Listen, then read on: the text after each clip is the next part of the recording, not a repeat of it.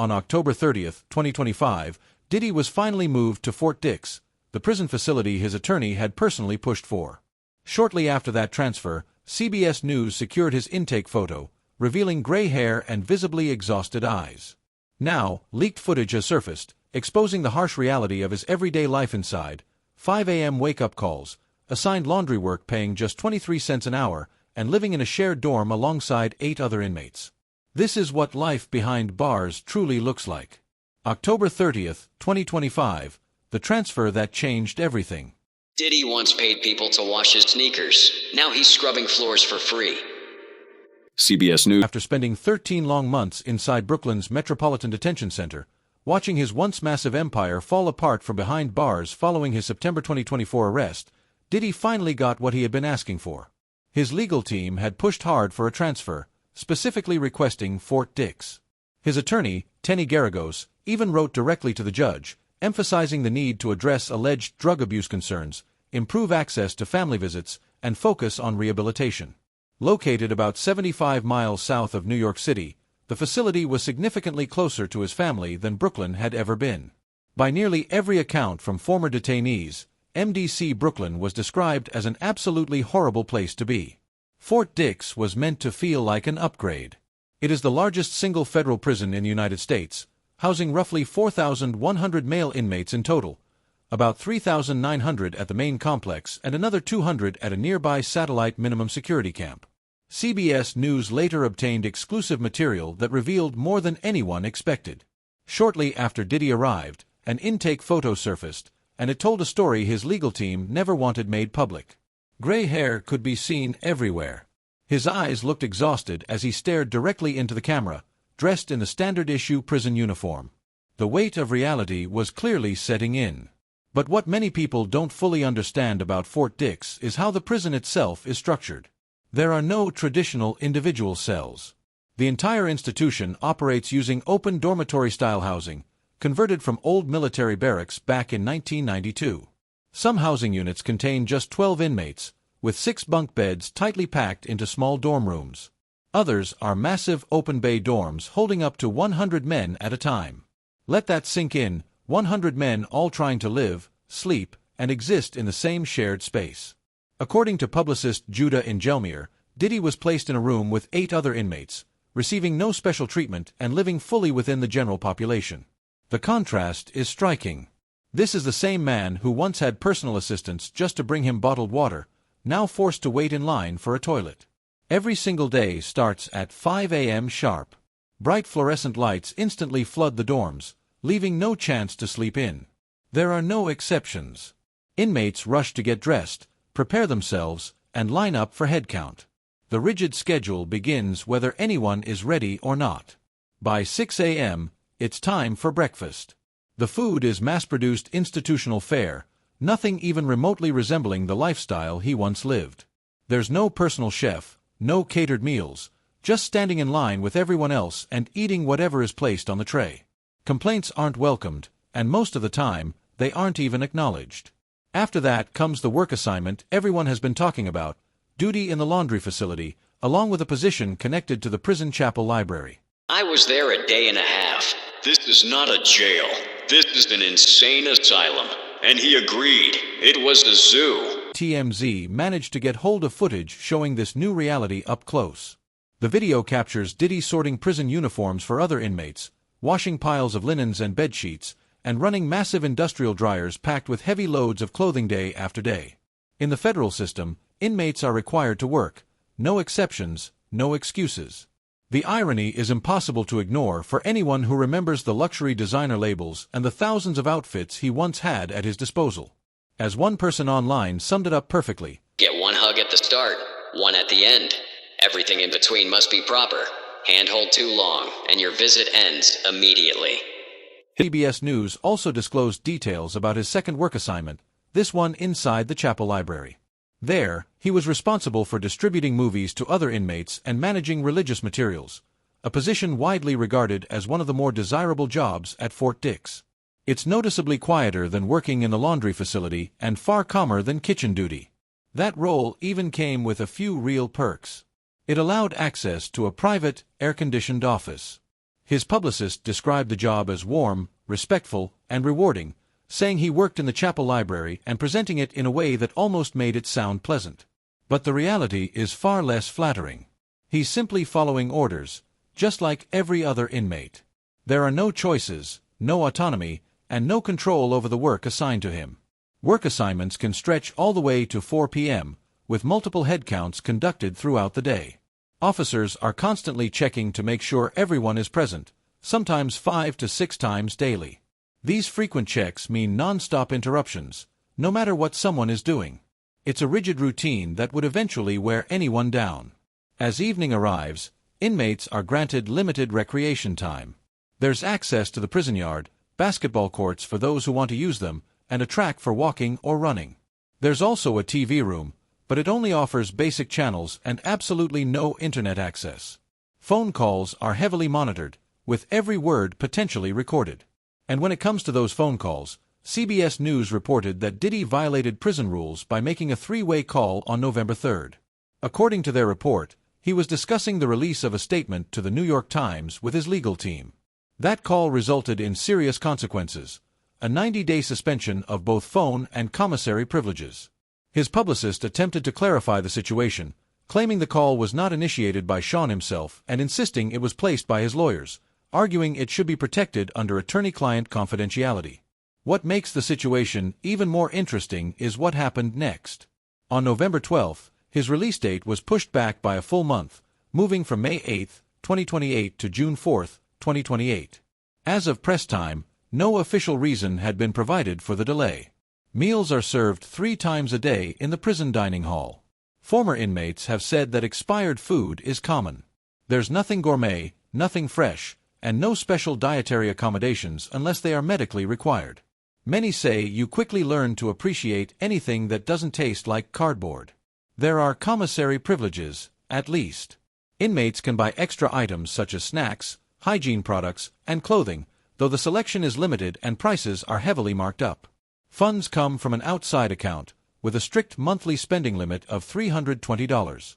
Learning how to ration becomes necessary very quickly. At 10 p.m., lights out is mandatory.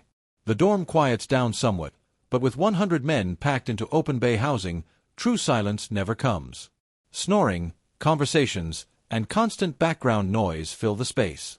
It's never truly quiet, never truly peaceful. And then, the next morning, it all begins again at 5 a.m. sharp. Remember when his publicist described the environment as warm and respectful? Former inmates tell a very different story. One inmate who spent 17 months there between 2019 and 2020 shared something chilling with reporters. Love you. We miss you. Quincy wrote, Happy birthday to the best dad ever. Joe Giudice from the Real Housewives of New Jersey spent 41 months incarcerated at Fort Dix, and he later told reporters that Combs's fate inside the facility ultimately depends on how he conducts himself and carries his attitude day to day.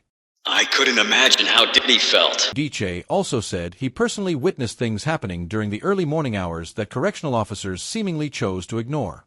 He explained that he would sometimes wake up around 3 o'clock or 4 o'clock in the morning to use the bathroom and end up seeing the wildest scenes imaginable, involving people you would never expect.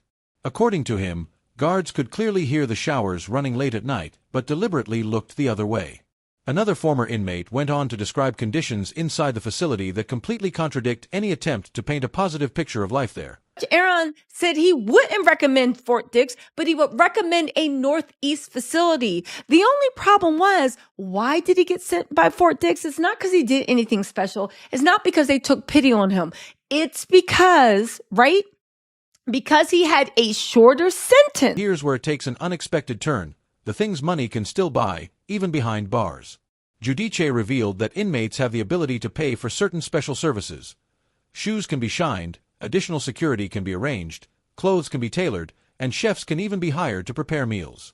That's just how it is, he said, emphasizing the stark contrast between these small luxuries and the life he once lived outside prison walls. His empire, which had once defined him, was completely gone. Visits from family and friends remain sacred, yet they are heavily monitored and strictly controlled. According to Tyler King, a former inmate and outspoken prison reform advocate, this is what kills me about the prison system. They know Because these people, if you're doing life in jail, you got life, man. His 7 children have continued to stand by his side, consistently showing support through social media posts, including birthday tributes. It is still unclear whether any of them have actually visited him at Fort Dix. The holiday season brings its own set of challenges for those behind bars. According to King, special holiday meals may be provided, but there is no guarantee that they will arrive. This year, the Thanksgiving menu at Fort Dix consisted of deli meats or simple peanut butter and jelly sandwiches, while Christmas lunch included options such as baked Cornish hen, mashed potatoes with fruit, or a holiday dessert.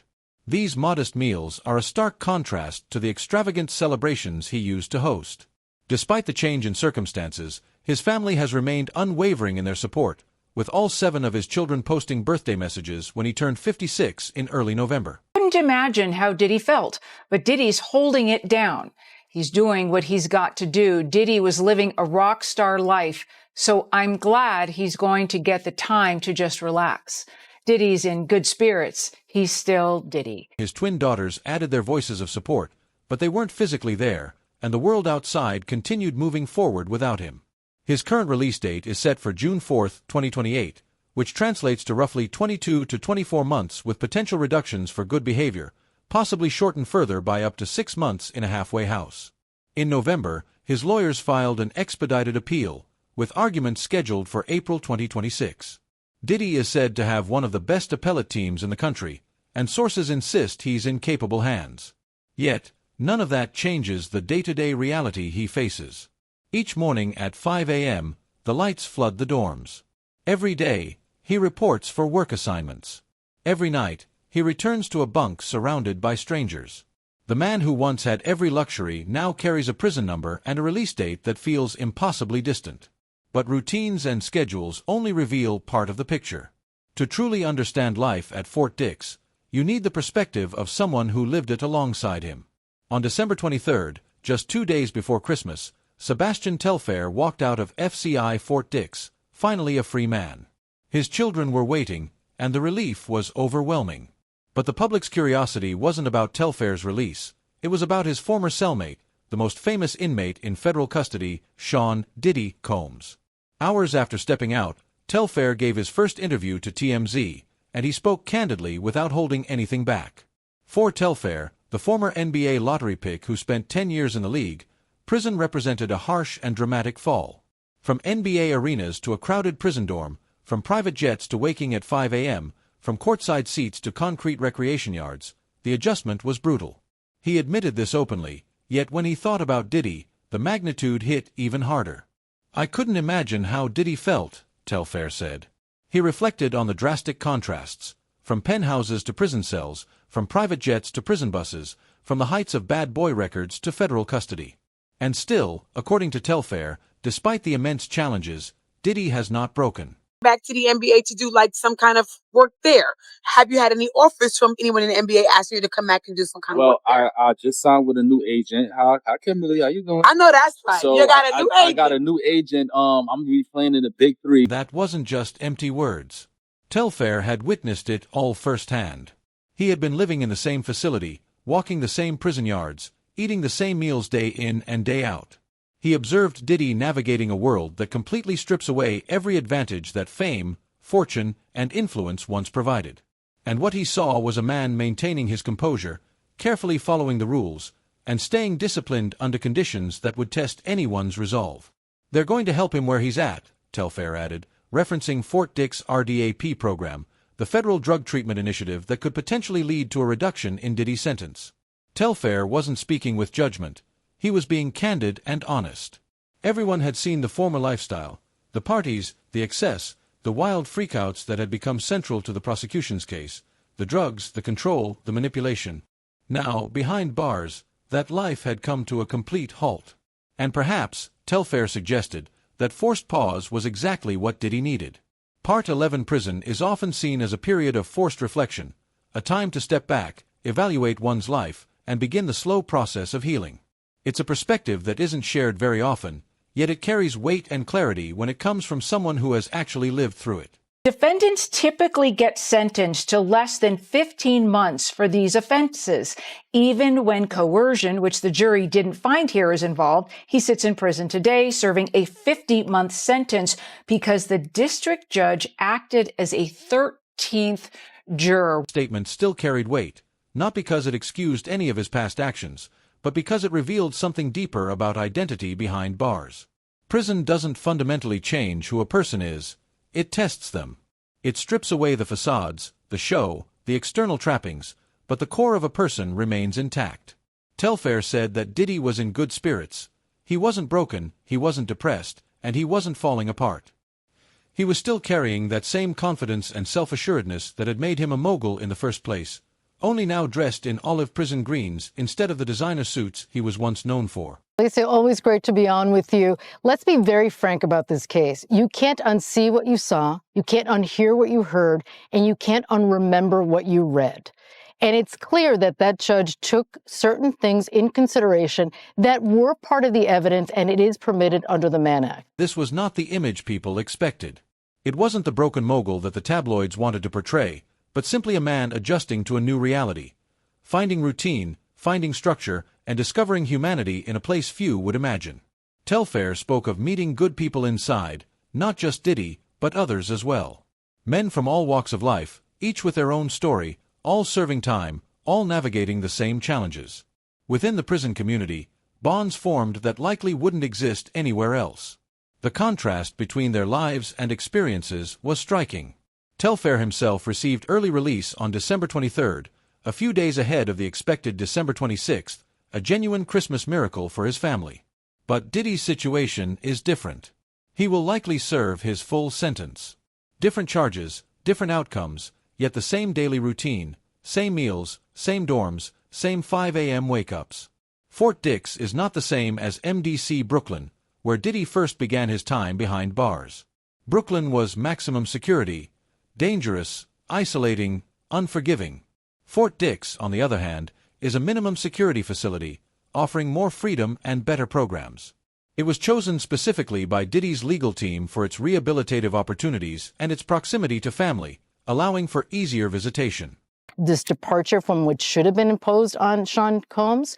They're also arguing, which is a real stretch, that these freak-offs and these hotel counters were really amateur-free. It's going to be a real stretch to get to overturn that sentencing, especially when you look at the guidelines on itself under the Mann Act.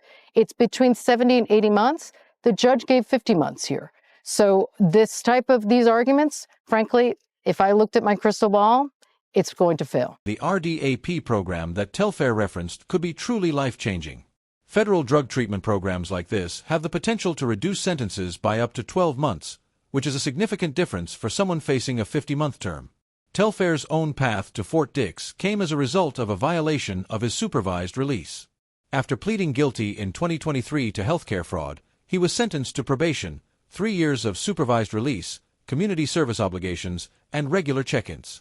However, he failed to complete the required community service and did not report consistently, small violations that ultimately added up. In August 2024, the judge sent him back to prison. He spent 6 months at Fort Dix, with an expected release in February 2025, but he was released early due to good behavior, demonstrating how adherence to the rules and program participation can impact one's sentence. If his defense team really feels that there's a problem with the Mann Act, you can certainly lobby against that act and have it rendered unconstitutional. But it's historically sound, it's constitutional, nothing's been overturned. That healthcare fraud case was enormous. A total of 18 former NBA players were involved, all submitting fraudulent medical claims against the NBA's health and welfare plan. Procedures that were never performed, dental work that never happened. The total losses added up to around $4 million. Naturally, a scheme of that magnitude couldn't escape federal scrutiny. Investigators moved in, and indictments were handed down in October 2021. Telfair initially fought the charges but eventually accepted the reality of the situation. The 2023 plea deal appeared generous at the time, offering a path forward. However, when he violated the terms of his release, that leniency quickly disappeared. Now, having been released and looking ahead, Telfair shared some news about what comes next. That's That's Diddy. And they chatted it up for a second. He said Diddy's holding it down. He's doing what he got to do. And where he's at, they're going to help him. He clarified that Diddy had previously been living a rock star life. Big Three League, Ice Cube's 3-on-3 basketball venture, brought together former NBA players for another shot at the court, a chance to compete again and prove they still had what it takes. Everyone was chasing the MVP, in a league built for exactly this kind of redemption story. Meanwhile, inside Fort Dix, Diddy's situation continued to develop. His legal team wasn't backing down. On December 23rd, the very same day that Telfair walked free, Diddy's attorneys filed an emergency appeal of his 50-month sentence, fighting to change the course of his incarceration. Fort Dix is a minimum security facility. He's not in general population, but in a special housing area for inmates in drug treatment programs. The defense argued that Diddy's sentence was excessive, highlighting that typical convictions for similar misconduct usually result in 15 months or less. They claimed that the judge had effectively acted as a 13th juror, weighing evidence that went beyond what the jury had actually determined. The appeal described the sentence as a perversion of justice. However, legal analysts were skeptical and not convinced by these arguments. Committed to sobriety, focused on healing, trying to set an example. The defense pursued yet another angle, arguing that the recorded encounters could be considered amateur activity between consenting adults and therefore protected under the First Amendment. However, the argument strained credibility to its absolute breaking point. But he's different. I'm sure he went back was somewhat disappointed, so he's probably, dwelling on that. Hey, it could have been differently. Maybe I should have gotten out. Maybe he's a little bit upset, a little bit angry. I get it. All those emotions come into play. But right now, he's got to get ready. Federal sentencing guidelines for Mann Act violations actually called for a range of 70 to 80 months. Diddy, however, was sentenced to 50 months, indicating that the judge exercised restraint rather than overreach in handing down the penalty. I think three factors that sort of work together to create a perfect storm. The first is chronic understaffing, so that the jail is routinely operating. The chances for a successful appeal were slim to none. The Mann Act remains constitutionally sound, and the judge adhered strictly to proper procedures, handling everything by the book. But 5 years is 5 years, 4 years and 2 months rather. Right, because there is 14 months time served. Mm-hmm. So you're looking at about maybe 3 years? Telfair's public support carried weight, not in a legal sense, but on a human level. It reminded people to see someone as a person, not just as a headline. Prison strips away everything else: titles, status, wealth, power. What remains is the person underneath. The story continues to unfold. Appeals are pending, programs are ongoing, and time moves forward. Telfair is now preparing for his Big Three comeback, rebuilding his life after facing the consequences. Diddy, meanwhile, remains inside, confronting his reality, following the structured routine, and doing the work required. These are two men from completely different worlds, basketball and music, with different crimes, different sentences, and different futures, but sharing the same experience of watching everything familiar vanish. They face the same challenge of maintaining dignity when circumstances strip away comfort. According to someone who lived alongside him, Diddy is rising to that challenge. In November 2025, Sean Diddy Combs officially enrolled in a program that could change everything, not just his release date, but potentially the course of his life. The residential drug abuse treatment program at Fort Dix involves 9 to 12 months of intensive cognitive behavioral therapy, living within a therapeutic community, and confronting the very demons that led him to this point. And as such, the sentence should have also included it. The judge should have required him to obtain treatment as part of his sentence. The incentives are impossible to ignore. Complete the program, and you can earn up to a full year off your sentence. For Diddy, that could mean being released in May 2027 instead of May 2028, an entire 12 months of additional freedom. But what most people fail to understand is that RDAP isn't some simple, easy checkbox program. It's the Bureau of Prisons' most intensive drug treatment initiative, built on a modified therapeutic community model. It includes daily therapy circles, written reflections, and rigorous accountability exercises. There's no faking your way through this program. His publicist confirmed his enrollment, carefully choosing words to convey the news without revealing too much. Do you accept responsibility for the violation of the law? And the judge he has not said it. Specifically said it out of the gate. Yes. I don't want to let God down. I have no one to blame but myself. I know I will never put my hands on another person again. The PR machine was working overtime, but documents obtained by CBS News paint a different picture of how Diddy actually qualified for the program. During the trial, his attorney, Tenny Garagos, admitted something pivotal. Diddy had documented substance abuse problems within the 12 months leading up to his arrest. That admission opened the door to RDAP eligibility. Without it, there would be no program. Without the program, there would be no chance for a sentence reduction. In hindsight, the legal strategy becomes clear. But qualifying for RDAP doesn't automatically guarantee acceptance. Thousands of inmates across federal prisons sit on waiting lists, and you need at least 24 months remaining on your sentence just to even apply. Program coordinators rigorously assess every candidate. They verify the substance abuse disorder, review all documentation, and then the waiting begins. Joe Giudice knows this reality well. His message about the waiting list was blunt. Diddy didn't simply walk into a program. There were others ahead of him. Yet somehow, through a combination of celebrity status and strategic legal maneuvering, a path was cleared. History of good works can't wash away the record in this case.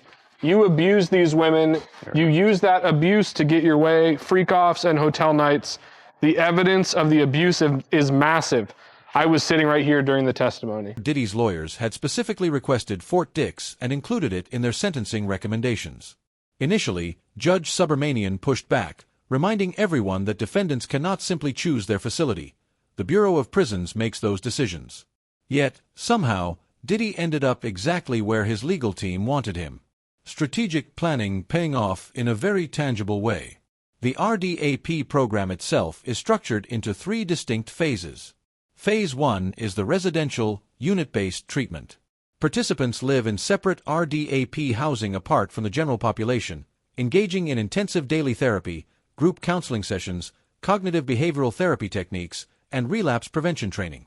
Successfully completing this phase earns a certificate of completion, but that's just the beginning. Phase 2 transitions into community integration preparation. In this phase, participants continue therapy while gradually increasing their interaction with the broader prison population. They develop essential life skills and must follow every program rule without exception. One infraction, one failed drug test, or one disciplinary report, and they are immediately removed from the program. That certificate from Phase 1 means nothing unless all 3 phases are completed. Prison consultant Christopher Zukus notes that the sentence reduction offered by RDAP is massive for federal inmates. 1 full year off a 50-month sentence represents real time, real freedom. The motivation is obvious, but the requirements are brutal, demanding discipline, consistency, and full commitment at every step. He arrived at Fort Dix Prison in New Jersey last week, and tonight we're getting a look at him interacting with other inmates. All right, Fox 5's Lisa Evers joins us now with the very latest and interesting image we got to see today. Daily therapy circles demand a level of vulnerability that most inmates rarely, if ever, display. Participants are expected to share deeply personal details with their fellow prisoners, open up about the root causes of their addictions, and confront past behavior without deflecting. There's no hiding behind money, fame, status, or PR representatives. The therapeutic community model strips away every defense mechanism. Inmates live with other RDAP participants in this modified therapeutic community, supporting each other's recovery while holding one another accountable. The schedule is tightly structured with no downtime. Half the day is spent in the program, the other half at a work assignment. Diddy is working in the chapel library while attending RDAP sessions. The schedule is designed to keep both hands busy and minds focused. But here, Diddy's story becomes complicated. On November 3rd, just 4 days after arriving at Fort Dix, he was caught violating phone regulations. 3-way calls are strictly prohibited under Bureau of Prisons rules. He had called an unnamed woman to discuss bringing 200 singles for a visiting weekend, then added someone described as a digital person to discuss blogs. Prison officials recommended a 90-day loss of phone privileges and a 90-day loss of commissary privileges. The penalty was filed on his 56th birthday. His publicist insisted the call was routine, attorney-client privileged communication, initiated by his lawyer. While nothing improper may have occurred, the disciplinary report presents a different version. Combs allegedly claimed he never received the prison admission and orientation handbook that outlines phone rules. TMZ later reported that he had gotten drunk on prison-made alcohol, commonly referred to as hooch or pruno, which is strictly prohibited. Another violation was added to his record. His team immediately denied the claims, posting on his X account about his goal to become the best version of himself. Damage control was in full swing. Former Warden Dwayne Rise didn't mince words about what these violations mean. If Diddy hopes to complete RDAP successfully, he must demonstrate good institutional adjustment. That means keeping a clean record, following staff directions, and showing genuine commitment to the program. They made me sit in a cell and take every braid out of my hair before I was let into population. I mean, for somebody like who's a billionaire beforehand, somebody like Diddy, it must be... Being accepted into RDAP doesn't automatically mean an inmate will complete it successfully. The program requires consistent demonstration of good institutional adjustment, a spotless disciplinary record, and absolute compliance with staff instructions. Diddy, however, faltered twice within just a few weeks of enrollment, a pattern that raises concerns about whether his participation reflects genuine commitment or strategic maneuvering. Judge Mess voiced strong opinions on what should have been incorporated into Diddy's sentence. According to Mthus, the defense overlooked a critical aspect: his mental health. Diddy has openly acknowledged being bipolar, a condition that demands ongoing treatment, proper medication, and professional oversight, not simply attending therapy sessions. From the judge's perspective, structured psychiatric care and proper chemical management should have been a mandatory part of his sentencing plan. I should say earlier, you have not expressed remorse for the Mann Act violations. He's now showing that remorse. Well, he's also, no. You got to address that directly. The transporting You of got the to say, I should prostitutes? never Yeah. have done what I did by hiring. Not said that. Correct. And that's what Oh, the you judge think- is that's asking. what the judge never have transported That's what the judge is state lines? asking for. Yeah. The judge has given him a huge signal. The judge's perspective underscores what many consider the true value of the program: mandatory treatment that tackles addiction at its root, not merely punishment, but genuine rehabilitation. Cognitive behavioral therapy teaches participants new coping mechanisms, while relapse prevention equips them with tools to navigate life after release. Life skills development prepares inmates to return to society as productive citizens. Yet skepticism about Diddy's sincerity runs deep. Can someone truly change after decades of entrenched behavior, having relied on power and wealth to avoid consequences? Is this a case of genuine rehabilitation, or is it a calculated strategy to manipulate the system for a sentence reduction? And perhaps the most complicated question of all, could both be true at the same time? So where are we now? You know, we're looking at 50 months, which is less than what the prosecution wanted, which is less than what the sentencing guidelines were. So the judge even came in below that. And so if in light of everything that he was facing from the very beginning, even to now, it's really a good deal for him. The therapeutic community model forces participants to confront these difficult questions head-on. Living alongside others who have truly hit rock bottom strips away any remaining pretense. Peer accountability is built into the process, meaning fellow inmates are expected to call out manipulation when they see it. The level of vulnerability required is intense, and many people fail to complete RDAP precisely because they cannot sustain that degree of openness. There are clear disqualifiers that can remove someone from the program: being caught with contraband, any violation of rules, failed drug tests, refusal to fully participate in therapy, missing required sessions, or receiving negative behavior reports. The bar is set deliberately high. RDAP is not designed as an easy way to shave time off a sentence. It is meant to fundamentally reshape how participants think about addiction, responsibility, and consequences. Diddy's violations already put his eligibility at risk. The phone call incident alone demonstrated a disregard for prison rules. According to sources close to the investigation, the alleged alcohol consumption, if proven, would be even more damaging. Prison officials are now closely monitoring his every move. One more mistake, and he's out of the program. Post-release requirements ensure that RDAP's impact extends far beyond the prison walls. Diddy faces 5 years of supervised release after completing his sentence, including regular check-ins with probation officers, ongoing drug testing, and strict travel restrictions. He cannot leave the jurisdiction without explicit permission. The monitoring doesn't end at the prison gates. Accountability continues long after incarceration. Successful RDAP completion would mean finishing all 3 phases, earning the full 1-year sentence reduction, remaining sober throughout his time in prison, avoiding any further violations, and demonstrating genuine reflection, growth, and transformation. It would result in a May 2027 release instead of May 2028, an entire year back with his family. But there's an alternative scenario. If Diddy were kicked out of RDAP, he would forfeit the time-off opportunity, be required to serve the full 50 months, and see his release date remain unchanged in May 2028. The stakes are impossibly high, and everything hinges on the choices he makes every single day behind those walls. The debate over rehabilitation versus strategy continues. Cynics view Diddy's actions as calculated maneuvers aimed at reducing his sentence, while believers see genuine commitment to personal healing. Yet perhaps both perspectives can be true at the same time.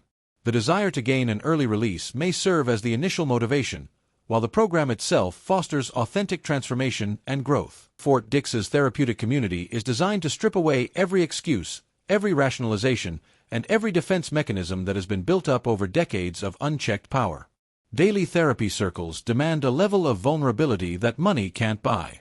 Group counseling requires honesty that status and fame cannot fake. Peer accountability comes from fellow inmates who see right through the celebrity facade. And if he completes the program, if he emerges sober, self-aware, and genuinely transformed, then RDAP will have demonstrated its value once again. Not because Diddy is more deserving of redemption than anyone else, but because the program works when participants fully commit. Addiction treatment reduces harm, and rehabilitation serves society far better than mere incarceration ever could. Residential drug abuse treatment program isn't a get-out-of-jail-free card for Diddy. It represents his last real chance to become something more than a cautionary tale, an opportunity to show that even the most powerful, privileged, and protected individuals can hit rock bottom, face their demons, and begin climbing back toward the light. May 2027 or May 2028, the path of redemption or the alternative scenario, genuine transformation or calculated manipulation, hope or cynicism, all of it hinges on the choices he makes every single day in Fort Dix's RDAP unit. The clock is ticking, and the decision rests entirely in his hands.